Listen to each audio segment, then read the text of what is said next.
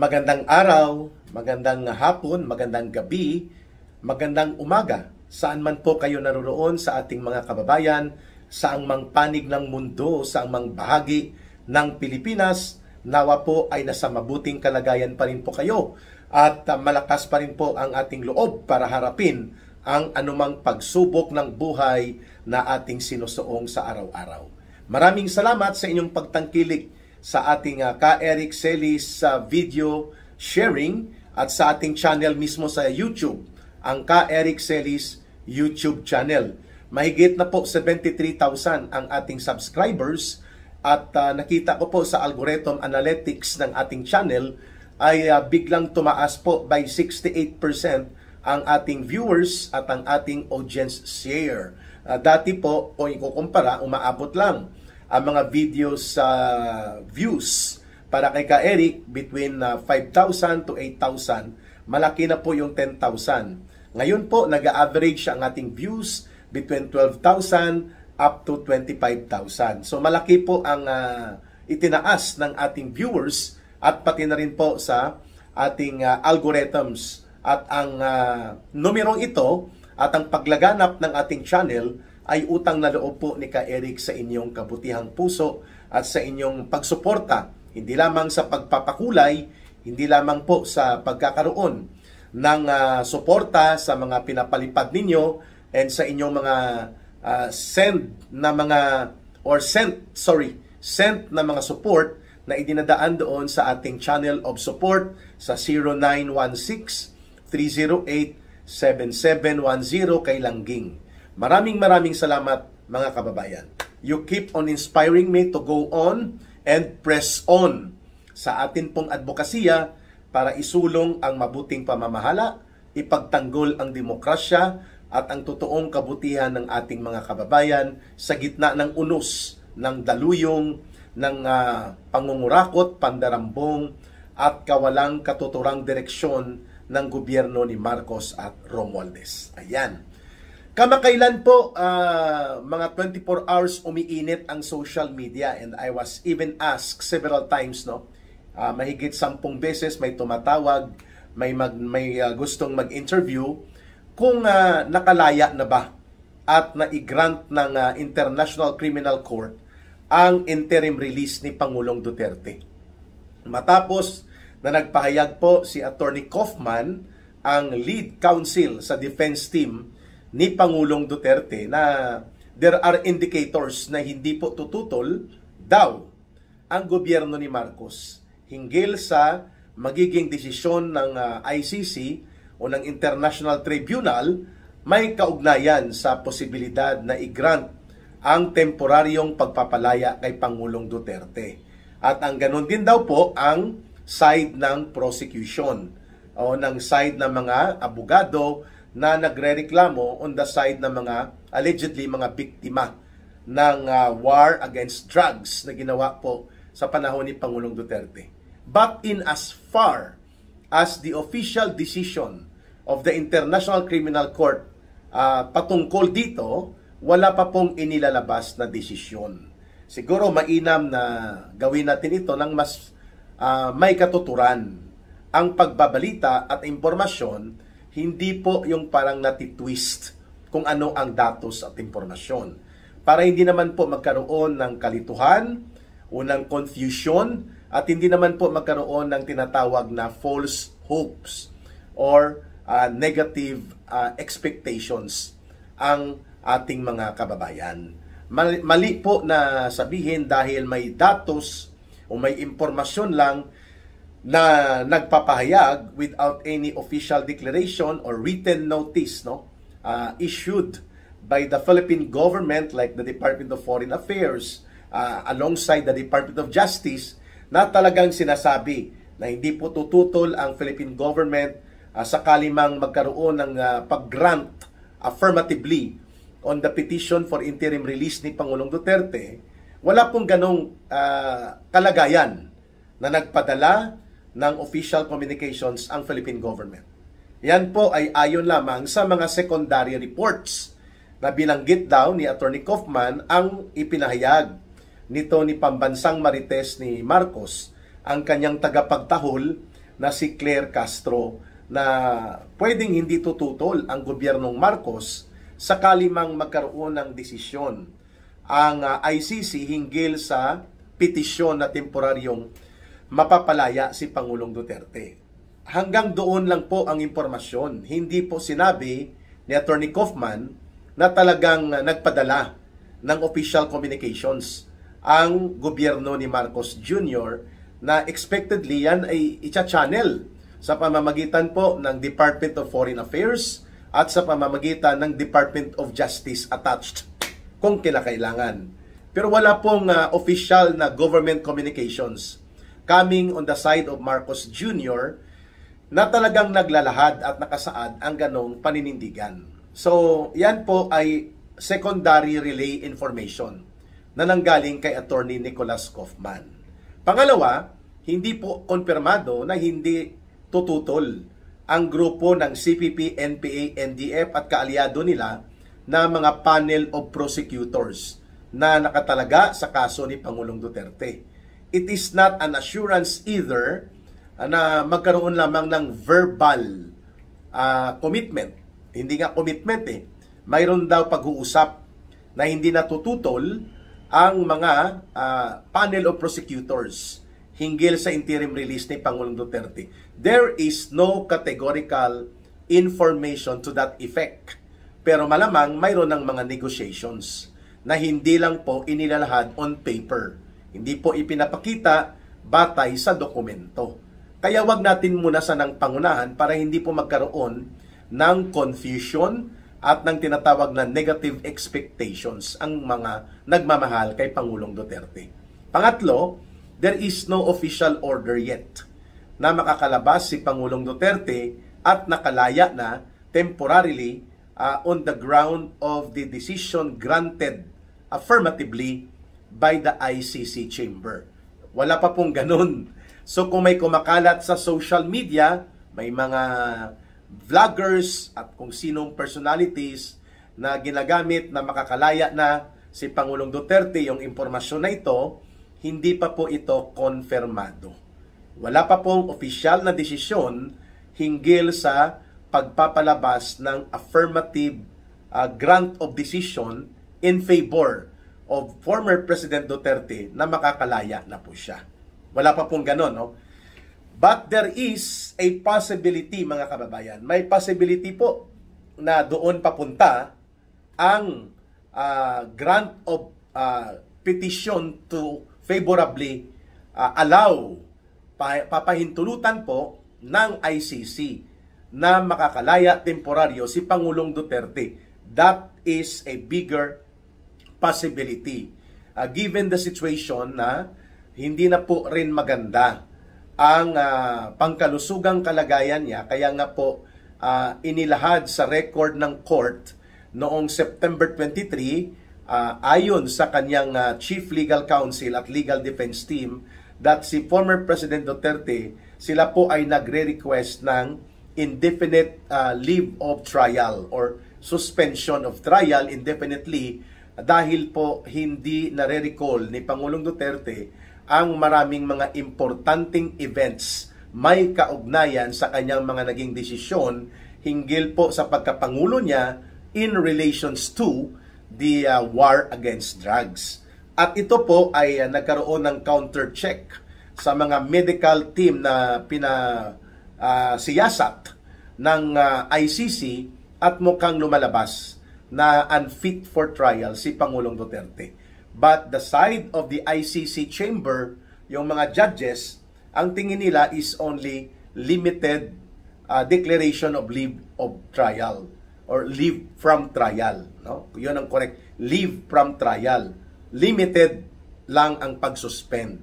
Yan ay noong September 23. But we are only around siguro mga 1 week pa lang, papasok pa lang ng 1 linggo, wala pa pong panibagong utos o anumang pagdideklara ang ICC to the effect na nag-grant na ang interim release ni former President Duterte.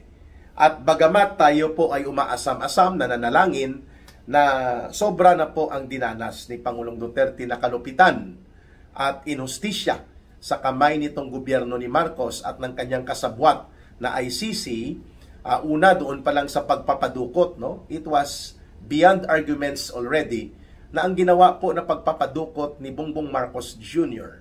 at nila Romualdez at mga kasabwat nila ay walang iba po. Yon ay cross-border kidnapping.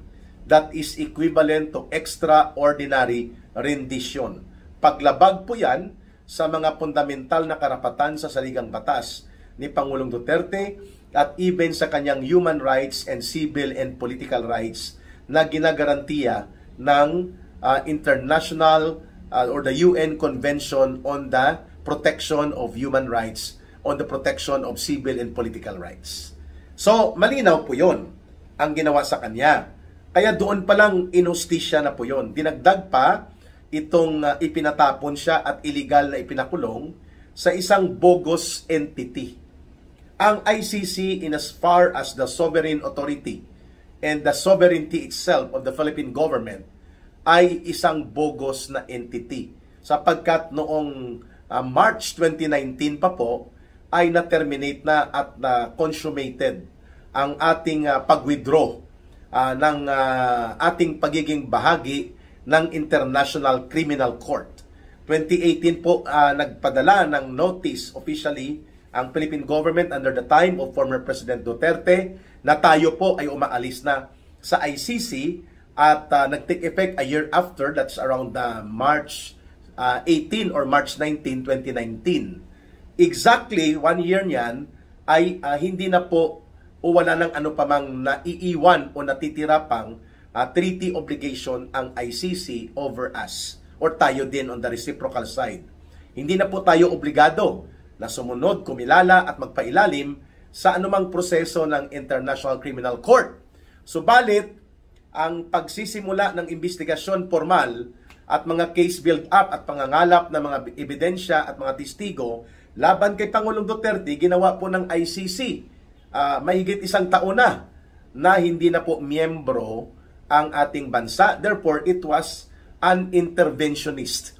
It was an outright deliberate interference on the internal sovereign procedures ng ating bansa at paglabag po yan sa ating soberanya. Subalit pinayagan po yan ni Marcos at nila Romualdez na pumasok dito ang mga ICC investigators at pati na po ang mga communist terrorist urban operatives ng CPP, NPA, NDF, itong grupo nila na NUPL, National Union of Patakas Lawyers, at mga kaalyado nila sa prosecution team ng ICC Prosecution Panel ay labas-pasok po at pinupunduhan pa, pinoprotektahan at pinapayagan at pinapagalaw ng gobyerno ni Marcos. In spite of the fact na bogus na ang ICC, nagpaso ng kanilang legal and valid treaty obligation natin sa kanila at sila din sa atin, wala na po silang otoridad at legal pa na mga mandato upang makialam sa pangloob na usapin ng ating bansa. At subalit, in spite of that, binabanggit din po ni Marcos na hindi sila magko-cooperate sa ICC. Pero yung mga investigators ng panel o prosecutors ng ICC at itong mga alipures ng komunistang terorista na kasabwat nila na nagmamaniobra in the so-called investigation, case build-up, and gathering of information, testimonies, and other related evidence and witnesses, labas-pasok sila sa ating bansa. That even last year, October last week to first week of November, halos mahigit 20 days ito sila dito or 15 days minimum na nagstay dyan sa Midas Hotel sa Pasay na pagmamay-ari nitong Saldi Colocoy. At syempre, sila Martin Romualdez at sila General Marbil ng PNP ang nagbibigay ng suporta, pundo at ng proteksyon at security escorts. Kaya walang dapat po ipaniwala o walang dapat maniwala kaagad sa gimmick diskarte na ito ni Marcos Jr. Kunwari na hindi sila nakikialam at wala silang pakialam sa naganap kay Pangulong Duterte. Pero ngayon naman magigimik sila dahil mainit na mainit po ang galit ng mga mamamayan dito sa sumasabog na iskandalo laban kay Marcos. Igigimik nila na pwede nilang hindi natutulan ang makatao na batayan upang mapalaya ng temporaryo o pansamantala si Pangulong Duterte. Kung totoo man yan, mga political gimmick yan ni Marcos para mapakalma ang kalagayan ng umiinit at anytime po ay sasabog, equivalent to a people power na pag-aalsa ng pagbangon ng galit ng mga mamamayan sa iskandalusong panunumbalik ng krimen ng pandarambong, pangungurakot at pandurubo sa kaban ng bayan na naganap sa ilalim po ng pamumuno ni Marcos at nila Romualdez. Para maapis, mapakalma po ang mamamayan at masustain ang pagbait-baitan ni Marcos, pati po itong possibility of the grant of interim release on the ground of humanitarian reasons kay Pangulong Duterte ay papapilan nila. Pero on the first part, or on the very reality, sila po ang pasimuno sa ginawang hindi makatao at mga karumaldumal na paglabag sa karapatan ni Pangulong Duterte at sa kataksilan na ginawa dito sa kanya, ang nagpakulong ng iligal, nagpatapo, nagpadukot sa kanya, walang iba si Marcos Jr. Kaya nga antayin natin ang official declaration at desisyon kung lalabas talaga ito mula sa ICC Chamber of Judges. Okay? Wala pa po. Yun lang po ang impormasyon ni Attorney Kaufman. Naintindihan natin ang excitement, ang saya, ang pag-alala ng mga mamamayang Pilipinong milyon-milyon pa rin po ang nagmamahal at nagbibigay ng kanilang simpatya at pakikipagkaisa at pagrespeto kay former President Duterte. Subalit wag po natin gamitin ang impormasyon para lamang po makakuha ng audience o ng views, ay i-twist po ito na as if on the bag na or in the bag na ilalabas na si Pangulong Duterte. Wala pa pong desisyon na ganun. At yan lahat po ay mga verbal declaration without any proof of documents and any official communications or any official commitment, even any official order being released by authorities. Ayos, klaro. Sakali man po na si Pangulong Duterte ay makalabas on the ground of humanitarian reason na igagrant po ng ICC Chamber of Judges, hindi po automatic na ibabalik siya sa Pilipinas. Bagamat yun ang ideal, yun po ang wishes mismo ni Pangulong Duterte at ng kanyang pamilya, nila Vice President Sara Duterte, ng mga anak niya at ng kanyang mga tagapagsuporta at nagmamahal sa kanya at ng mayoriya ng mamamayang Pilipino, that he be granted to be allowed to travel back sa Davao sa Pilipinas, no? Pero hindi pa po yan sigurado kasi one of the conditions na pumayag ang petisyon ng team ni Pangulong Duterte ay ilalagay siya hindi na on detention kung hindi on interim release sa isang bansa na parang magsisilbing custody niya. For example, kung sa Japan po siya ilalagay o sa bansang Malaysia o sa Netherlands man, hindi na po siya nakadetain sa kulungan. Wala na po siya sa detention facility.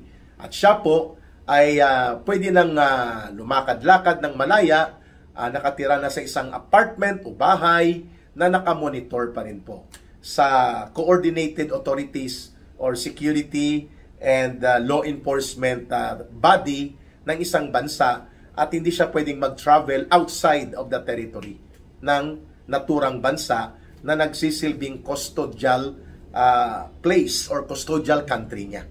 Yan po ang naging isa sa mga kasunduan. Subalit, in case na mag-grant, subalit hindi po imposible na mabigyan din po ang kahilingan niya na makabalik siya sa Pilipinas. Doon po sa kanyang lupang sinilangan ang kanyang minamahal na Davao. At siya po ay pwedeng maglingkod muli as mayor when his health becomes okay at kaya na niyang i-discharge at pamunuan ang duties and functions ng Davao City Mayor. Elected naman po siya hindi lang po siya, si Pangulong Duterte hindi lang nakatake ng oath, no, mga kababayan. But anyway, that's secondary already. siguro ang primary dyan na makauwi talaga siya sa Davao at ang kanyang nalalabing mga panahon sa kanyang buhay ay mag-grant naman ang kanyang kahilingan na sa Davao po siya. Ayan. So bantayan natin ha, it will take siguro mga 1 month from now ang estimate ng mga legal observers, baka magkaroon ng official decision ang ICC. That would be around in October at sana po before December kung maximum man ay makakalaya temporaryo man si Pangulong Duterte sapagkat yan po ay karapatan niya, illegal ang pagkakadukot sa kanya, illegal po ang pagpapatapon at illegal ang pagkakadetini niya. But the rest of the legal arguments, let's leave it to his legal defense team. Pero what is important, kilalanin po ng ICC Chamber of Judges ang makatao at mayroon pong batayan sa International Covenant or the Convention on the Protection of Civil and Political Rights at sa Universal Declaration of Human Rights. Pwede pong i-consider pati ang humanitarian ground ng pagpapalaya temporaryo kay Pangulong Duterte. We hope and pray na doon papunta po ang desisyon na ito, kung hindi man kaagad, at least within the month of October or even before December. Let's hope and pray about that. Klaro? Sa ikalawang bahagi ng ating video talakayan na ito mga kababayan ay allow us to point out itong sinasabi ng Department of Justice na kakasuhan na nila ang 21 individuals mga personalities pero hindi kasama si Martin Romualdez bagamat isinama si Saldico, ang mga key players doon sa pagpapatupad ng mga pangungulimbat at pandarambong at pangungurakot, isinama po pati ang 3 mga senador plus isang dating senador. Ang common denominator po dito sa pagpapasama na sampahan ng kaso, gumawa ng kaso na laban sa mga naturang senador ay ang kanilang pagiging kontra sa impeachment trial ni Sara Duterte. Si Senator Chis Escudero, naging Senate President, si Senator Joel Villanueva, naging Majority Floor Leader, at si Senator Jinggoy Estrada, Senate Pro Tempore. Yan po ay number 2 next to the Senate President. And then number 3 po itong si Senate Majority Leader dati na si Joel Villanueva. At ang isa na idinawit for case build-up and possible filing of cases involving dito sa mga anomalya ng pangungurakot daw sa flood control projects ay si former Senator Bong Revilla. Pero lahat po sila, mga kababayan, ay nanindigan na hindi nila pinapayagan ang bogus, pandaraya at nagbunga na nanggaling sa panunuhol at maniobrang marumi na impeachment complaint nila Marcos at Romualdez. Kaya hindi natuloy ang impeachment trial sa Senate Court or sa Senate Impeachment Court. And then, the rest followed. Ang Supreme Court ay nag-decide na ang ginawang pandaraya at maniobra sa impeachment complaint na yon nila Tambaluslos at na mga tauhan niya, including itong sila Saldi Curakot, ay unconstitutional. So, na-shoot down, nabulilyaso, nasupalpal at naibasura, ito pong impeachment gimmick nila na tanggalin na sa pagiging pangalawang Pangulo si Vice President Sara Duterte at i-perpetually disqualify. Hindi na po siya makakatakbo sakaling siya ay na-convict o mako-convict sa Senate Impeachment Court dahil ang accessory penalty po ng conviction ay ang perpetual disqualification to hold public office. Either elected ka man o appointed. Hindi nagtagumpay. At ngayon po, nakita natin mga kababayan, ginagantihan, mukhang binabalikan. Hindi natin sinasabi na hindi guilty si Senator Joel Villanueva, si Senator Jinggoy Estrada, at sila Senator Chis Escudero at sila Bong Revilla, pero makikita po natin sa dinami-dami ng dapat kasuhan, inuna talaga sila ng Department of Justice. Alam na natin na ito ay bingatibo. Binabalikan sila at pinaparamdam sa kanila na akala nyo all days are happy days. No! may kalalagyan kayo sa amin habang nasa poder pa kami. Bakit hindi inuna sila Martin Romualdez, yung Big Six, no?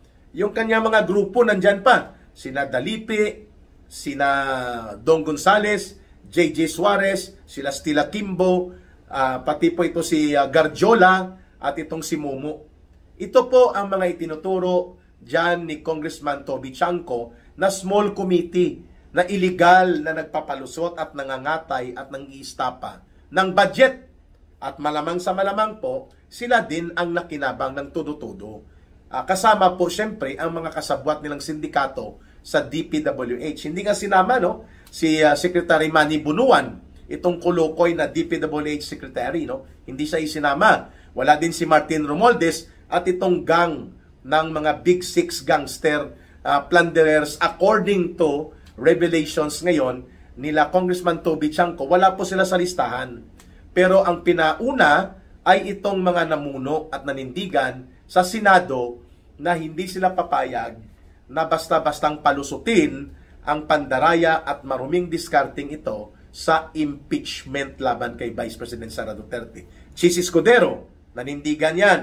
At sinabi niya, hindi ko papayagan at hindi namin papayagan sa Senado na gamitin yung playground o laruan ng inyong maruming laro sa politika ang aming integridad bilang Senado.